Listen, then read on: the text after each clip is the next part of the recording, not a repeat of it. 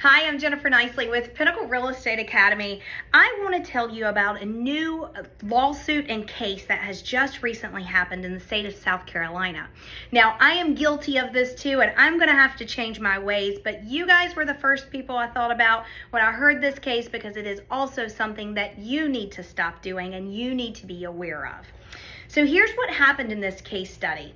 Our market is changing. You all know that. And not changing for the good, not changing for the bad. It's just shifting. And so real estate agents are having to be a little more creative when it comes to listings and when it comes to helping buyers when we are talking about negotiating terms. So one of the things that I like to put in my listings in today's market is that the seller is willing to negotiate maybe seller concessions, maybe money in lieu of appliances, maybe buy down points, maybe purchase or pay for HOA fees at closing in lieu of an acceptable offer.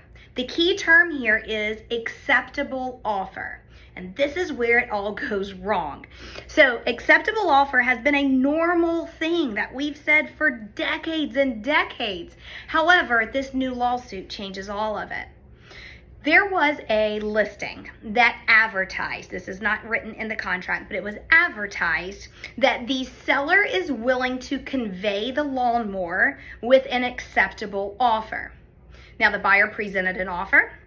The offer was not ratified, it was not executed, they did not close, they did not go under contract, the whole deal fell apart and died.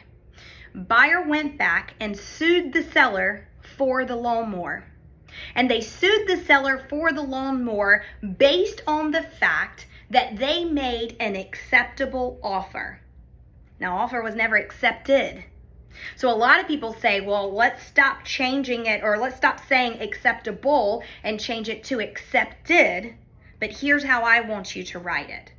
And again, talk to your attorneys about this. I'm not an attorney, but here's how I suggest, this is my opinion, that you put in a successful closing will convey X, whatever X is.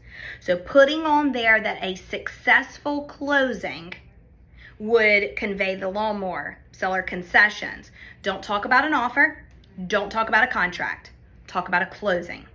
In that lawsuit in South Carolina with the lawnmower and an accepted offer, the buyer won the lawsuit and won the lawnmower and never went under contract on this house, nor did they close.